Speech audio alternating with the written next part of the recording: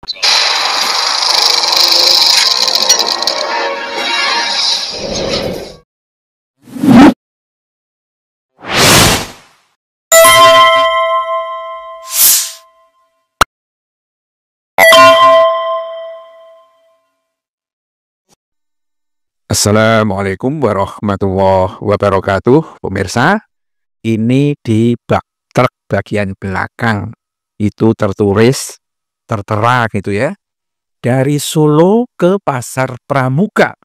Plongo-plongo, maksudnya itu plonga-plongo dan suka dusta.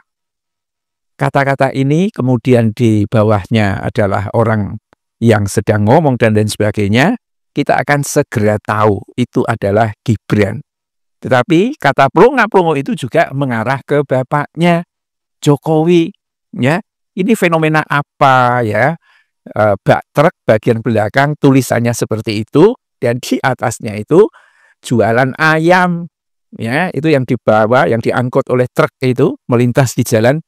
Pastilah orang-orang yang ada di jalanan itu, ya di belakangnya yang nyalip dan lain sebagainya, membaca dari Solo ke Pasar Pramuka, plonga-plongo dan suka dusta, itu pasti akan ngakak ya.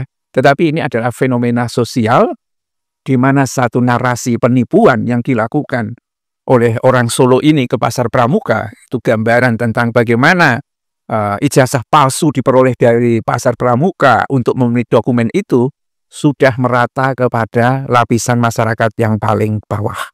Ya, tuh pemirsa, sudah merata pada lapisan yang paling bawah. Orang-orang biasalah ya. Artinya seluruh rakyat Indonesia itu tahu ijazah Jokowi itu palsu. Ya. Dan kalau terus-menerus seperti ini, sementara Jokowi tidak berani, kalau memang dia punya aslinya menunjukkan itu, ya sudah, selesai Jokowi itu. Walaupun duitnya itu triliunan, nggak ada artinya. Ya, ternyata cuma pemalsu ijazah, penipu kan begitu. Ya, jadi guyonan kernet dan sopir ya. Dan itu pakai modal ini pemirsa. Ya, membuat tulisan ini pakai modal bisa ratusan ribu. Tetapi ini adalah satu kampanye ya yang luar biasa yang dilakukan oleh truk itu.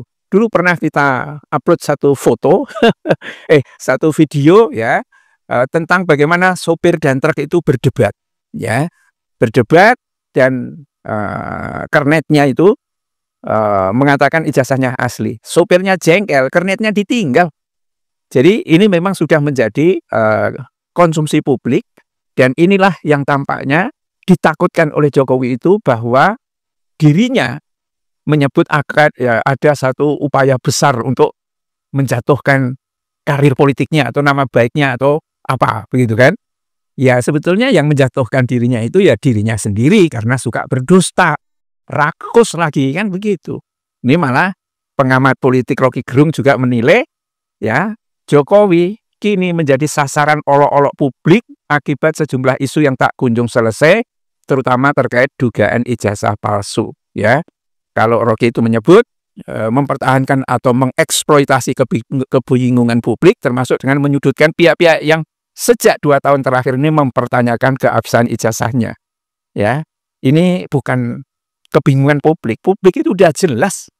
Saya ketemu banyak orang awam-awam ngerti kok kalau ijazah Jokowi itu palsu, itu ngerti. Itu terlihat dari kegagapan Bareskrim Polri ya dalam mengolah bagaimana supaya narasi yang dibangun lab-4-nya, laboratorium forensiknya itu bisa dipercaya publik, tapi dimentahkan oleh kelompoknya Rismon Sianipar, Roy Suryo, ya. Begitu juga lawyer-lawyernya, ya. Ini ijazahnya kalau ditunjukkan ke publik akan membuat kegaduhan sosial. Sosial masyarakat gaduh itu bukan ijazah aslinya.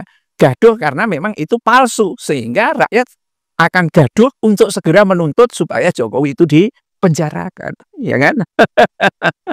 Jadi menarik pemirsa ya kalau banyak truk kemudian ditulisi ya modal ijazah palsu menipu 300 juta rakyat Indonesia.